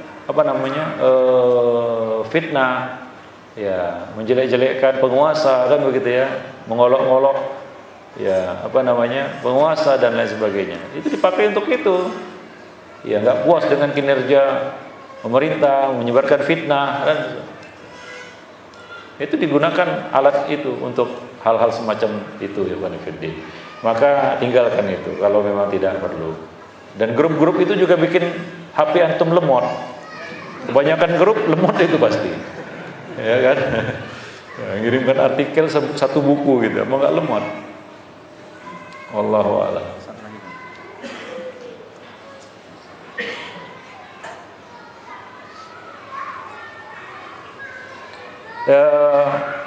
Fitnah yang sangat dahsyat di akhir zaman ini membuat iman cepat berbolak-balik. Bagaimana kiat agar selalu istiqomah dan diri tidak hanya bangga dengan perubahan penampilan zahir? Ikhwani fiddin ma'asyiral muslimin, sebenarnya ini panjang juga ini menjawabnya.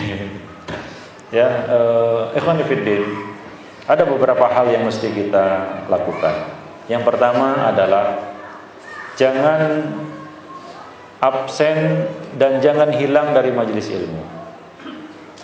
Karena ini adalah taman surga. Disinilah kita dapat mempertahankan iman kita. Tempat untuk mengecas kembali iman itu di sini. Naik iman kita barang sesaat ketika kita hadir di majelis ilmu. Ini kuncinya, itu yang pertama. Ya, amalan yang terbaik bagi orang yang bertaubat adalah menuntut ilmu, Ikhwan Fillah. Kalau dulu antum berantakan, sekarang sudah agak teratur hidupnya dengan sunnah, ya, maka pertahankanlah itu dengan terus menuntut ilmu. Yang kedua, jagalah lingkungan dan pergaulan. Ya, jagalah lingkungan dan pergaulan. Jangan tinggalkan teman-teman yang soleh. Karena ini kadang-kadang kita zaman sekarang ini mendapat teman yang soleh itu susah. Nah, kita sudah dapat teman yang soleh, gara-gara masalah dunia yang sedikit kita tinggalkan dia. Gak puas dengan si fulan bergaul, gak puas dengan si fulan bersahabat, gak puas. Ya, kalaulah kita ingin mendapatkan teman yang gak ada cacatnya, gak akan kita temukan sampai sepanjang hayat kita. Jadilah kita orang yang tidak punya teman. Hingga akhirnya apa? Dia pilih teman-teman yang jahat, teman-teman yang zahirnya itu memuaskan dirinya, padahal apa? Padahal menjerumuskan dirinya. Ikhwani fiddin ma'asyiral muslimin rahimani wa rahim. Jadi kalau kita punya teman yang saleh, gigit dia dengan gigi geram kamu. Maksudnya jaga dia. Jaga hubungan dengan dia. Jangan dengan masalah yang sedikit kita campakkan dia. Ya. Putus hubungan dengan si fulan hanya karena masalah-masalah sepele. Ya. Nah, itu dia. Jaga diri kita, lingkungan dan pergaulan kita. Itu yang kedua. Yang ketiga, ikhwani fiddin ma'asyiral muslimin, Nabi mengatakan tadi, badiru bil amali fitanan. Ya, jangan lupa beramal. Ya, jangan lupa beramal soleh. Sibukkan diri dengan amal soleh. Lakukan firman Allah Subhanahu wa taala, fa idza faraghta fansab. Jika kamu sudah selesai dari satu ibadah, amal soleh, cari ibadah dan amal soleh yang lainnya. Sibukkan diri dengan itu hingga ya kita teralihkan dari hal-hal yang makruh atau hal-hal yang haram. Sibuk membicarakan kekurangan orang, sibuk membicarakan ya aib orang. Kenapa? Karena kita tidak menyibukkan diri dengan amal soleh. Akhirnya sibuk membicarakan kekurangan orang lain, aib orang lain, rahasia orang lain. Ya, nah itu ya. Kemudian yang keempat, ya. Yang keempat adalah sabar. Ya. Wa ja'alna minhum a'immatan yahduna bi amrina lamma sabaru. Dan kami jadikan mereka sebagai pemimpin yang memberi petunjuk dengan petunjuk kami, kata Allah, lamma sabaru, ketika mereka bersabar. Kuncinya sabar. Ya, sebagaimana Nabi tadi mengatakan, inna min waraikum ayyama as-sabr. Sabar alal adzafi. Sabar di dalam menghadapi resiko yang kita terima ketika kita memilih jalan hidup seperti ini. Harus sabar. Kadang-kadang dijauhkan kita dari keluarga kita, dijauhi, kan begitu ya, dari lingkungan kita, dicibir. Ya, kadang-kadang kita ya mendapat perlakuan yang tidak menyenangkan, kata-kata yang tidak enak kita dengar, itu kita terima. Maka sabar. Ya, kita harus bisa mengamalkan firman Allah, wa'mur khudil afwa wa'mur bil urfi wa'arid anil jahilin. 3 perkara itu hanya dapat dilakukan oleh orang-orang yang sabar. Ya. Wa may yulaqaha illa alladziina sabaru wa may yulaqaha illa dzu haddin adzim. Ya, tidak ada yang dapat melakukan itu kecuali orang-orang yang sabar, dan tidak ada yang dapat melakukan hal itu kecuali orang-orang yang diberi keberuntungan yang besar ya oleh Allah Subhanahu wa taala. Apa kata Nabi? Ya, ma'utiya ahadun awsa wa khairun minas sabr. Tidaklah seorang itu diberi anugerah yang lebih besar dan lebih baik daripada kesabaran. Ya, jadi banyak-banyak sabarlah pada hari ini. Ingat tadi, sabar enggak ada batasnya. Kita orang yang berilmu harusnya bisa lebih sabar daripada orang-orang yang tidak berilmu. Qul hal yastawil ladzina ya'lamuna wal ladzina la ya'lamun. Adakah sama orang yang berilmu dengan orang yang tidak berilmu? Enggak sama. Terutama di dalam bab sabar ini. Tapi kalau kita orang yang berilmu sama seperti orang enggak berilmu dalam hal enggak bisa sabar, ya sudah, apa bedanya kita? Ingat, ketika kita hilang kesabaran, kita sama seperti orang jahil. Pernah hilang kesabaran? Apa yang terjadi ketika kita hilang kesabaran? Tindakan kita sama seperti orang jahil. Ya, mengumpat, melaknat, ya, melakukan hal-hal yang kita baru ketika kita sudah sadar baru kita, kenapa tadi saya buat seperti itu? Kenapa tadi saya ngomong seperti itu? Nah, ketika hilang kesabaran itu, jadilah kita orang yang jahil. Wallahu a'lam bishawab. Baik. Ya, sampai di situ ya. Sampai di sini dulu pertemuan kita pada malam ini. Mudah-mudahan bermanfaat khususnya bagi saya dan bagi para jemaah sekalian. Lebih dan kurang saya mohon maaf. Kalau ada kata-kata yang kurang berkenan atau menyinggung perasaan, yang benar datangnya dari Ar-Rahman, yang salah dari saya dan dari syaitan. Wa bihi nasta'inu alaihi tuqlan. Subhanakallah bihamdik, asyhadu an la ilaha illa anta wa astaghfiruka wa atubu ilaik. Assalamualaikum warahmatullahi wabarakatuh.